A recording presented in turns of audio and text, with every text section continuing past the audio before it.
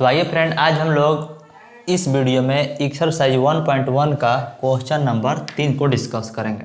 तो इसमें आपसे बोला है कि निम्नलिखित समोच्चयों को रोस्टर रूप में लिखना है। रोस्टर रूप मतलब सारणी रूप में इसको तैयार करना है। तो देखिए पहला सेट ये है और इसमें बोला गया है कि x सच डेट x एक पूर्णांक है और -3 से बड़ा x होना चाहिए और 7 से छोटा x होना चाहिए। ठीक है ना। फिर से देखिए ये जो x है तो x का मान ऐसा बताना है यहाँ पर जो 3 से बड़ा हो, क्योंकि इधर मुंह खुला है, और 7 से छोटा। ठीक ना। तो देखिए तो इसका आंसर हम लिखेंगे, ऐसा समुच्चय बना लेंगे।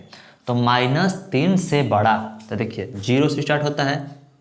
पूर्णांक संख्या ऐसे आप बना सकते हैं 0, -1, -2 और -3 और इसी तरह से आगे चलता रहेगा। तो आप बताइए कि -3 से छोटा कौन है। तो -3 से अगर हम छोटा करें तो इधर आना पड़ेगा।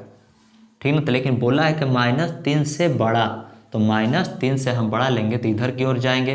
कहाँ तक जाएंगे? तो 7 से छोटा तक। तो इधर 1 आता है, इधर 2 आता है, इधर 3, 4, 5 और 6 तक जाएंगे। 7 पे नहीं जाएंगे क्योंकि बोला है कि 7 से छोटा। तो देखिए आप लिखिएगा -2, -1, -2, -1, 0, 1, 2, 3, 4, 5, 6। ठीक। तो रोस्टर रूप अगर आपको ना समझ में आए तो इसके पहले भी हमने इसका एक वीडियो स्पेशल बना दिया है रोस्टर रूप का, आप प्ले लिस्ट में जाकर देख सकते हैं। तो रोस्टर रूप मतलब अगर कोई शब्द इस तरह से वाक्य दिया है तो उसको हम एक सारणिक रूप में कैसे लिखेंगे, वही होता है रोस्टर रूप। ठीक ना।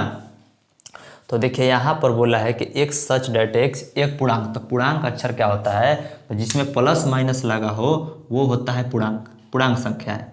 ठीक। तो इसमें 0 भी शामिल होता है। इस तरह से आप बहुत सारे वर्ड इसमें लिख सकते हैं।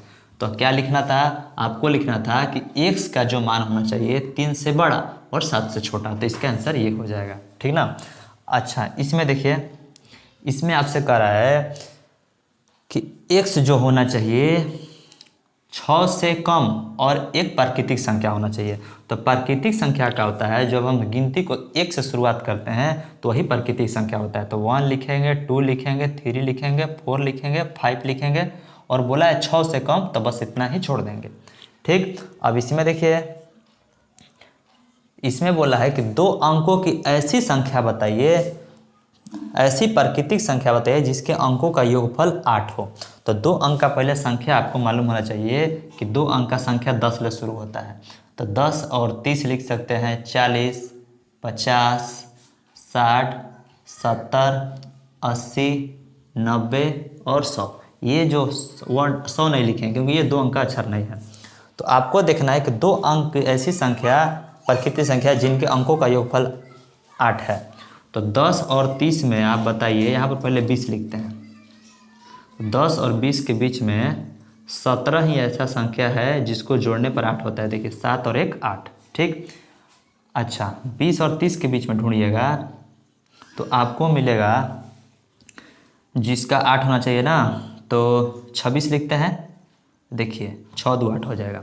इसके बाद में 40 लिखेंगे और इनके बीच में देखेंगे कौन ऐसा संख्या है जिसको जोड़ने पर 8 होता है। तो 31 तो होगा नहीं, तो हो जाएगा आपका 35 हो जाएगा। ठीक। इसमें बात किया जाए तो इसमें आपका आएगा 44। इसमें बात, अच्छा 50 लिखते हैं, इसके बीच भी होना चाहिए। तो इसके बीच में आपको मिलेगा, इसके बीच में 44 मिलेगा। ठीक है, 44 सही है। अच्छा 50 और 60 के बीच में, 50 और 60 के बीच में क्या होगा? तो 56, 55 नहीं, 55 भी नहीं होगा, 53 हो जाएगा। जुड़िएगा तो 8 हो जाएगा। और 60 से 70 के बीच में, तो 60 70 के बीच में होगा आपका 62 हो जाएगा क्योंकि जोड़ने पर 8 हो जाता है। और 70 से 80 के बीच में बात करें तो आपका आंसर हो जाएगा 71, 7 1 8 हो जाएगा। और 80 से 90 के बीच में बात किया जाए तो क्या होगा आंसर? तो 81 तो होगा नहीं, 8 1 9 हो जाएगा। तो यही 80 ही रह जाएगा।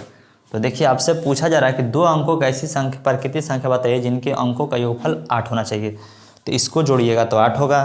तो यहाँ पर आप काउंट में भर लीजिएगा 17, फिर क्या हो जाएगा 26, फिर क्या होगा 35, फिर उसी प्रकार से 44, फिर 53। आप समझ गए होंगे। तो इधर को हम मिटा देते हैं, ठीक ना। तो 53 के बाद में क्या लिखिएगा, 53 के बाद में आपको लिखना है 62, फिर 62 के बाद में 71 और उसके बाद में 80। बस इतने ही ऐसी संख्याएं हैं जिनका योगफल 8 होता है और 2 अंक वाली संख्या है। तो इसका आंसर हो गया। अब हम लोग सवाल नंबर 4 को सॉल्व करते हैं, इसको नोट कीजिए।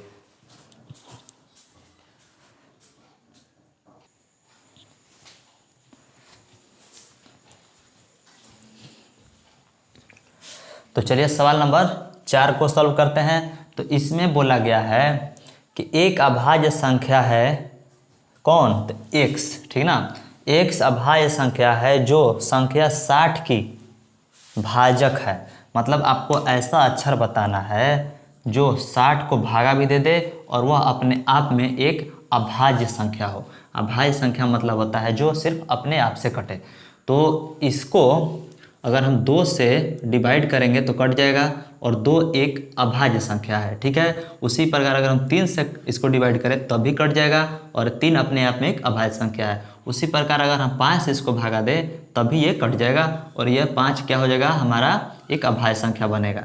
तो हम इसका आंसर लिख सकते हैं 2, 3 और 5, ठीक। तो अभाज्य संख्या ऐसी संख्या होती है जो अपने आप से ही सिर्फ कटे, ठीक ना। तो इसमें बोला था कि अभाज्य संख्या बताइए जो 60 को भाग भी दे दे और अपने आप में एक अभाज्य संख्या हो। तो इसका आंसर बस इतना ही होगा। अगला क्वेश्चन देखिए। तो अगला क्वेश्चन बोला है कि ट्रिगोनोमेट्री शब्द के सभी अक्षरों का समुच्चय बनाना है। मतलब ये जो शब्द तैयार किया गया है ट्रिगोनोमेट्री, इसमें कौन कौन वर्ड है, मतलब कौन कौन शब्द यूज हुए हैं वही इसमें लिखना है। और एक शब्द को सिर्फ एक बार ही लिखना है। जैसे हमको टी लिखना है, अब इसके बाद टी को नहीं लिखना है तो हमको लिखेंगे टी सिर्फ। अच्छा देखिए आर है तो यहाँ पर हमें एक आर लिख देंगे। इसके बाद में आई तो आई लिख देंगे। इसके बाद में जी तो जी लिख देंगे। इसके बाद ओ तो ओ लिख देंगे। इसके बाद एन भी लिख सकते हैं।